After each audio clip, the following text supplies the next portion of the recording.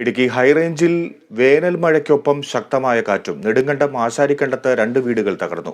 പഞ്ചായത്ത് വെച്ച് നൽകിയ വീട് തകർന്നതോടെ കിടക്കാൻ ഇടമില്ലാതെ ബുദ്ധിമുട്ടിലായിരിക്കുകയാണ് തങ്കമ്മയും മകൻ അജിയും.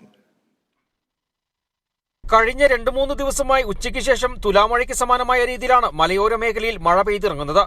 ശക്തമായി പെയ്ത മഴയ്ക്കൊപ്പം ആഞ്ഞുവീശിയ കാറ്റിൽ 2 വീടുകളുടെ മേൽക്കൂര പൂർണ്ണമായും തകർന്നു. നെടുങ്കണ്ടം ആശാരിക്കണ്ടത്ത് ചെരിവിളപ്പുത്തൻ വീട്ടിൽ തങ്കമ്മ, നിരപ്പേൽ ജിനു എന്നിവരുടെ വീടുകളാണ് തകർന്നത്. ജിനുവിന്റെ വീട്ടിൽ ആളുണ്ടായിരുന്നില്ല, അതിനാൽ വൻ അപകടം ഒഴിവായി. അതേസമയം തങ്കമ്മ വീടിനുള്ളിൽ നിൽക്കുമ്പോഴാണ് മേൽക്കൂര കാറ്റെടുക്കുന്നത്. വലിയ ശബ്ദം കേട്ട് ഇവർ പുറത്തേക്കോടി രക്ഷപ്പെടുകയായിരുന്നു. വീട്ടുപകരണങ്ങളും നശിച്ചിട്ടുണ്ട്.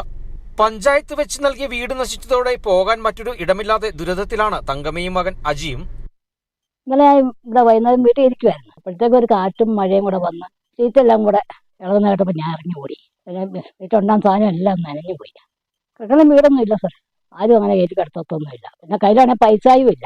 ഒരു ചേട്ടാണെങ്കിലും പിന്നെ അങ്ങോട്ട് വെക്കണമെങ്കിലും അത് നിവൃത്തിയില്ല. ചോറ് വെക്കാൻ പോലും നിവൃത്തിയില്ല, ഇരിക്കാൻ പോലും സൗകര്യമില്ല.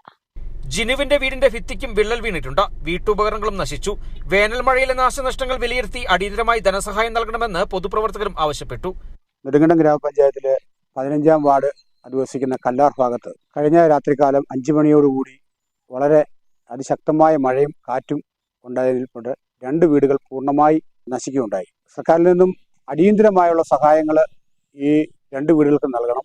ജീവിക്കുവാൻ മാർഗമില്ലാത്ത ഒരമ്മയും മകനും 3 കുട്ടികളും അടങ്ങുന്ന ഒരു ഫാമിലിയുമാണ് 2 ഭവനത്തിലുള്ളവർ.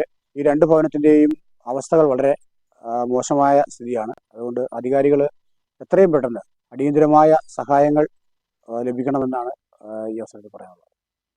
കഴിഞ്ഞ ദിവസമുണ്ടായ ശക്തമായ കാറ്റിലും മഴയിലും ശാന്തമ്പാറ, ഉടുമ്പൻചോല, നെടുങ്കണ്ടം പൂപ്പാറ, പാമ്പാടുംപാറ, ചെമ്മണ്ണാർ അടക്കമുള്ള തോട്ടമേഖലകളിൽ മരമൊടിഞ്ഞു വീണ് മറ്റുമായി വ്യാപകമായി കൃഷിനാശവും സംഭവിച്ചിട്ടുണ്ട്.